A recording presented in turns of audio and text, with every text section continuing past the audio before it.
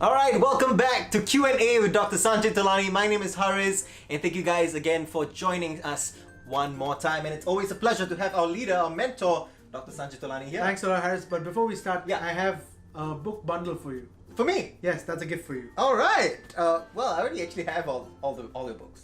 So you give this to someone who just joined the business. Oh, wow. Fantastic. Well, if you're watching and you know me, let me know. I'll give this to you. I already have pretty much all the books. But on the topic of books, Dr. Sanjay, a lot of these books you've written them, only in the last 1.5 years. So like 6 books in the last 1.5 years now. Yeah. Pretty much, right? But I want to go back to the start. 28,000, your first book. How did that all begin? Why did you decide to write a book for yourself? Okay, so there was a very important reason why I started. Mm-hmm. When I found out that I'm going to have a son, my wife was pregnant, I said, my father had a brain stroke 10 years ago when I was quite young. So I was still in my very early 20s. Mm-hmm. And there were so many things that my father said, I wish I had taught you, and I wish I could have taught you when you got to a certain age. So I was waiting for you to get older. I realized there's so much knowledge that hasn't been documented in the family. Why don't I start documenting it down? So 28,000 was actually a book that I wrote for my son. So that was the real reason why I wrote 28,000. And then I gave it to a friend of mine who's an editor, and she read the book and she's like, Sanjay, this is probably one of the best money management books I've read, because you haven't used any jargon, you've just kept it simple, it's like you're talking to me rather than telling me what to do. Mm-hmm. And you're talking to me in an advisory format. And I said, yeah, it's for my son. So I want to write this book to make sure that my son knows what to do in the different stages of life. And she said, why are you not giving this out to people? Mm-hmm. And I said, you know what? Fair, it makes sense. And that's a presentation that I anyways do with my clients, right? So I do the 28,000 presentation with my clients, and I said, I want my son to know what the 28,000 presentation is all about. Right. So I documented it down, and it took me about 2 years to get the first book out, right? So 28,000 took me over 2 years to get it out. And it just went really well because clients appreciated it as a book. Mm-hmm. They were able to share it with their kids. Right. Some of them used it elements to themselves, some their kids used. They even told their children which pages to read. Right. So the purpose was to document down knowledge, right? Mm-hmm. And I did that for my son. So that was how it started. And it worked. It worked. We've crossed millions of copies in that book. So, and all the money is supposed to go to charity. So it's not even business for me. So all the money from the 28,000 books go to charity. It's not a business. It's just something that I want to share with the world on how to manage money correctly. Mm-hmm. Without feeling the pressure of having to sit with a financial advisor right at the beginning. Right. So it's about having that conversation without having the conversation. Mm-hmm. So a lot of financial advisors now use the book as a conversation starter with their clients. So what they do is they would give it away to their clients as a gift. It's a conversation starter without actually starting a conversation. Mm-hmm. There's nothing pushy. The formulas are written in there. Yep. If clients are already aware, Mm-hmm. making decisions becomes easier. Yeah. So it's about the awareness level of clients. Reinforces it as well. Correct. Yeah. So that's the reason why I wrote 28,000. All right, awesome. And since then, over the last 1.5 years, the other books you've written mainly for advisors. Yeah. Concept presentation, which is the newest one. Objection handling was the first one that was out. We talk about closing and increasing your sales, getting recommendations and stuff like that. And you mentioned these document the entire sales process. Right? Correct. So you see, when I joined this business, I was told you need to do fact finding first, and then you do your product presentation, and then you do objection handling, and then you try to close the sale. Sure. What I realized is our raw material is fact find, which gives us all the data about our clients, and we'd be able to identify insurance gaps, financial planning gaps. However, right in the beginning, clients actually are not comfortable in giving us all that data. So it always starts down with what we call the concept. Why should they even do this? Right. Step number 1, right? And that's why I say the 21st century sales process is getting the why out first. Mm-hmm. Why do you need to do financial planning? Why do you need to even consider insurance as a product? So first get the concept out. Once the concept is out, get acceptance on the concept. If they're not even accepting the concept, means they already have objections. Right. So they're already sitting with a closed mind when you're talking about products. So get the objections out of the way first. Once you've done the objections out of the way, then go down the route of closing, getting the initial yes. Yes, I'm willing to look at that. And that's when you bring in the products, etc., etc. So the sales process of the 21st century is doing a concept presentation, clearing all the objections, getting an initial yes before you even get into products. Because if you start with products, they've already gone into, no, I'm not interested in this product. And the whole conversation just ends there. So it's about identifying what the 21st century sales process is. So hence writing the books down. Each element has a different skill set requirement. And you need to practice it to become better. So I could have put all of it into one book. Sure. However, I realized it's important to learn skills part by part. Right. Now, if I taught you everything in just one go, it might just be an information overload. Now, you'd be too thick of a book. Correct. Not only that, but it'd be an information overload. Again, it comes down to human behavior, right? Human behavior absorbs small bit size. Right. So you just got to make it bite size for everyone. I broke it into 4 parts: concepts, objections, closing, and then how to get recommendations, referrals, etc. Because what we realized was referrals are actually dead. The strategy you should be following is getting recommended. Right. For example, let me ask you this question: which is your favorite restaurant?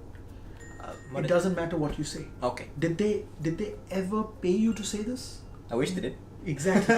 You wish they did. That's how much you've recommended them, right? Yeah. It just says that the recommendation came from the service standard, the experience you had, extra. They never asked you to recommend them. Oh. But anyone asks you, which is your favorite restaurant, you just recommend it. It's exactly the same thing with insurance, right? When was the last time someone recommended you? Now you get the point. And that is a process. And that's what I documented in the Sales Maximizer. And then this one. Correct. All right. So I documented how to get recommendations rather than referrals. Because imagine I call a referral. A lot of people tell me, Sanjay, that's a warm lead. Let me be honest with you, it's worse than a cold lead. Referrals are worse than a cold lead. Because let's say I call up a friend of yours and I say, hi, I got your number from Harris. And he says, who Harris?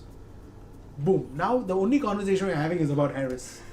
Or it could be even worse than that. They say, why did Harris give you my number? Yeah, it's awkward, huh? It gets awkward. So you would probably get referrals saying, by the way, call this friend of mine. Don't tell him I gave you my number. Yeah, it's true. Right? And that just messes it all up. So that's why I documented down the strategy I use to get recommendations. Each book has their own strategy in it. Concept presentation, we talk about how to make your own concepts, because today a lot of people are using my concepts, i.e. 28,000, the flow of water, the option A, option B strategy, my father's presentation, the circle of life, the tree of knowledge and the tree of wealth. So they're using all these different presentations that I've created. However, I want to get them into the process of creating their own. Right. And that's why I wrote the book. How do I create presentations? And that's why I documented down in the concept presentation playbook. How to make your own presentations and what are the guidelines when you're making your presentation. And that's the newest one. That's the newest book. I started with objection because everyone tells me, Sanjay, I don't know how to handle objections. I said, all right, so you've got a presentation. So I gave them 28,000, which is a presentation. So I said, start with the best presentation, which is the 28,000. So you start with that. So the presentation part was handled. Then they said, Sanjay, but I still get objections. So I needed to teach them what is the strategy I use to handle objections. And we call that the Universal Objection Circle, the UOC. It is a process. It's not a Q&A. Yeah. So objection handling is not a Q&A. It's a process. And you need to understand what that process is. It's first about acknowledging the objection. Yes. Asking the right question. Right. Because it's not just about asking a question. It's about asking the right question. Providing a proper solution and an example. And then making sure that that solution example is relatable to them. And that process is called the Universal Objection Circle. So I documented that down. I've given my examples, the script that I use. How do I handle those objections? It's all in there. It's all in the objection playbook.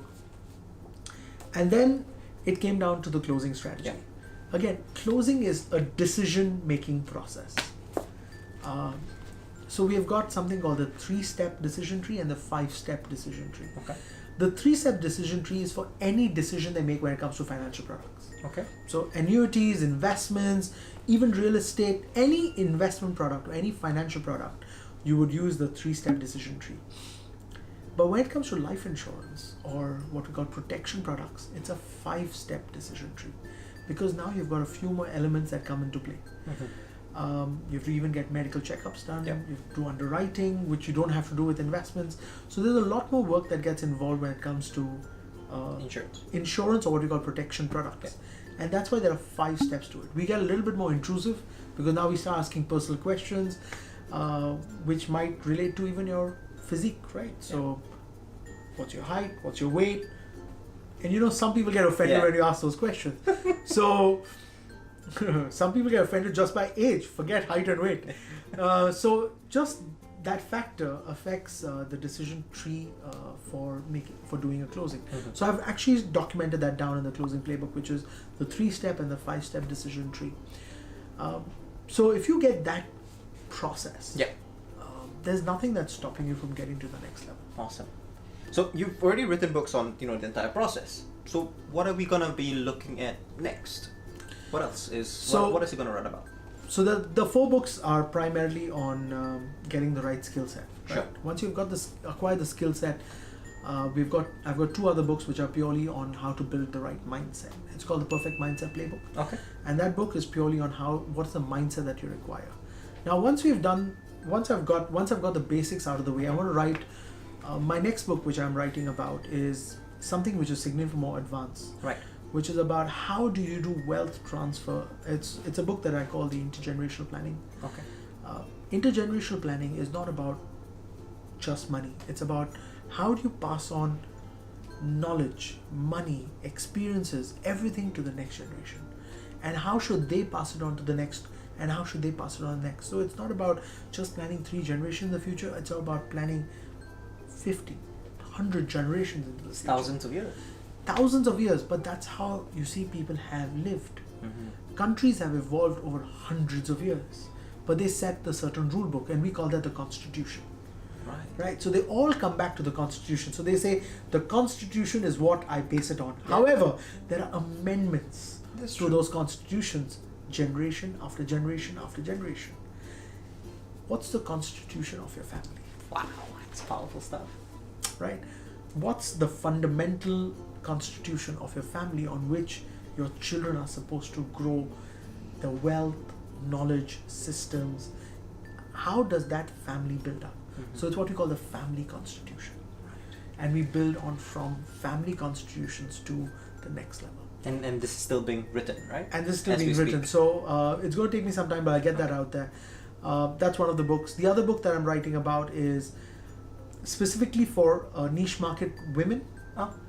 So women have a different requirement when it comes to money. So their behavior towards money is very different from men. It's called the 28,000 plus for women. All right. And the reason is women live longer than men, hence the 28,000 plus.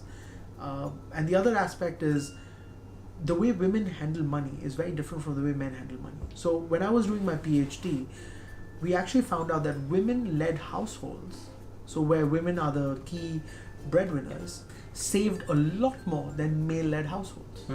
And they were significantly more conservative. So what happens is their investment returns, or somebody actually needs to sit with them and tell them to take some risk. Right. So we've always been told women spend a lot of money, right? That's a myth. We actually found when women are given all the money to handle, they become significantly conservative. Right. Because they don't know what's going to happen. Yeah. Women have other problems like their careers take a break due to pregnancy or family. Yeah. So when that happens, it's not that I'm trying to say it's an expectation. It's setting expectation, but the fact is physically they have to take certain breaks, which men don't have to or don't even think about. Yeah. So careers take a pause, systems take a pause for them, and that affects their career path, that affects a lot of things for them. So it's not about being sexist or any of that, but that's the reality of the world, right? At the end of the day, till men start giving birth to children, women still hold on to that responsibility of, giving us our next generation. So I'm still documenting that down. That should be coming out. So I do have a few books that are coming out, which are very specifically on niche markets, where you can have this conversation with your clients. So it's about making financial planning easier for everyone. Right. Financial planning is something that everyone feels is too complicated. Yeah. I want to make it easier for everyone to understand, implement, do. Okay. Because a lot of people don't choose financial planning as a career. So let's be honest about that as well, right? Financial planning is not the first choice of careers. I would rather be somebody else. And I want that to change. So that's the whole purpose of doing what I do and building it from there. Amazing. So the basics are done. Looking forward, more in-depth, more advanced, Significant more advanced, and more niche. Yes. Books. Absolutely. Fantastic. Yeah. Thank you, Dr. Sanjay, for joining us again. Pleasure. Again, if you guys have any more questions for our next episode, anything you want to know about Dr. Sanjay Tolani, leave them in the comments. And also, if you don't have the books for yourself, you can get them via the link below. We're going to paste a link for the books. Again, there are 4 books. We'll start with Concept Presentation, Objection Handling, Closing, and Sales Maximizer. So all these are available in the link below. Thank you again, Dr. Sanjay Tolani. We'll see you in episode 3. Thanks. Thank you. Cheers.